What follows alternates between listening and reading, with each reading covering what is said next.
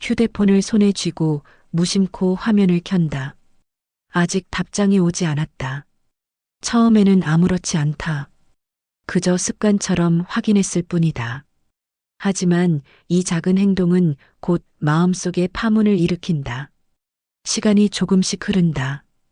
다시 화면을 켠다. 여전히 답장은 없다.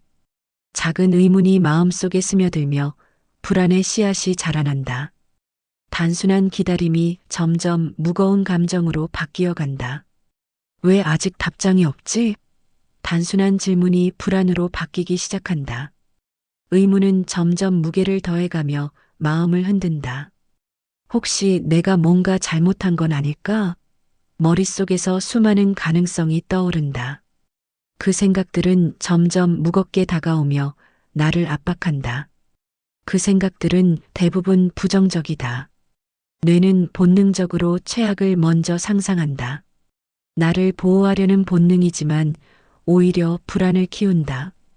불안은 현실보다 더 크게 부풀려진다. 혹시 나를 피하는 건 아닐까?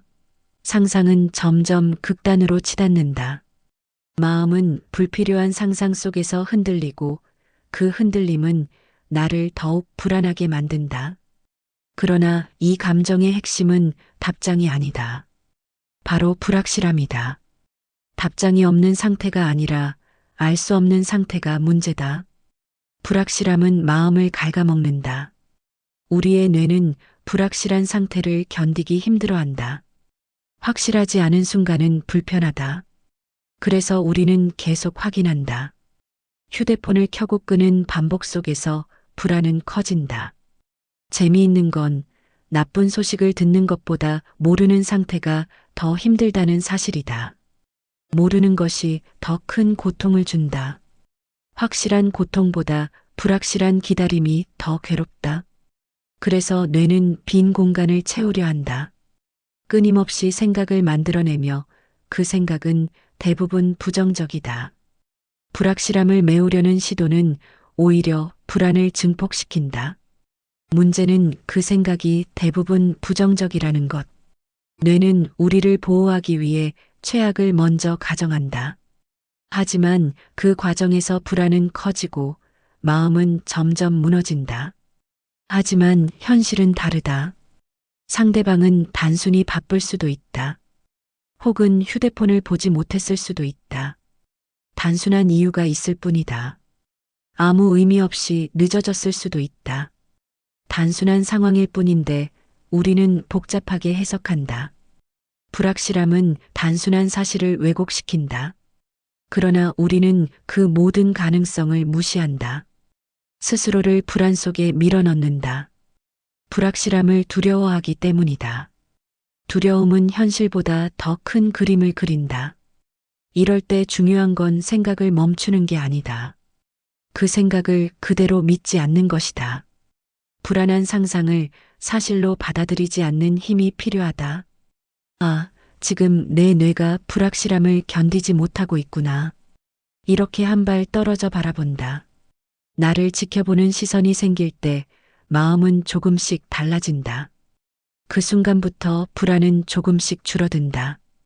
거리를 두는 것만으로도 마음은 달라진다. 불안은 줄어들고 기다림은 조금 더 견딜만해진다. 기다림이 힘든 이유는 상대 때문이 아니다. 내 마음이 불확실함을 두려워하기 때문이다. 두려움은 나를 지치게 하지만 동시에 깨닫게 한다. 불확실함은 우리를 시험한다. 확실함을 갈망하게 만든다. 하지만 모든 것이 즉시 확실해질 수는 없다. 세상은 늘 모호함을 품고 있다. 그 모호함 속에서 우리는 흔들리지만 동시에 성장한다. 흔들림은 불편하지만 결국 나를 단단하게 만든다. 불확실함을 견디는 힘, 그것이 결국 마음의 여유를 만든다. 기다림은 단련의 과정이다. 불확실함을 받아들이는 순간 마음은 자유로워진다. 답장이 늦어도 괜찮다. 그 순간을 버티는 내가 있기 때문이다. 불확실함 속에서 나는 강해진다. 강해진다는 사실이 기다림을 의미 있게 만든다. 기다림은 상대의 문제가 아니라 내가 불확실함을 어떻게 받아들이느냐의 문제다. 받아들이는 태도가 나를 결정한다. 불확실함을 두려워하지 않고 그 속에서 스스로를 지켜내는 힘을 기르는 것. 그것이 결국 나를 더 단단하게 만든다. 불안은 줄어들고 마음은 성장한다. 답장이 오지 않아도 나는 무너지지 않는다. 오히려 그 시간을 통해 내 마음을 더 깊이 들여다본다. 기다림은 불안이 아니라 성장의 시간이다. 기다림 속에서 나는 나를 더 잘 알게 된다.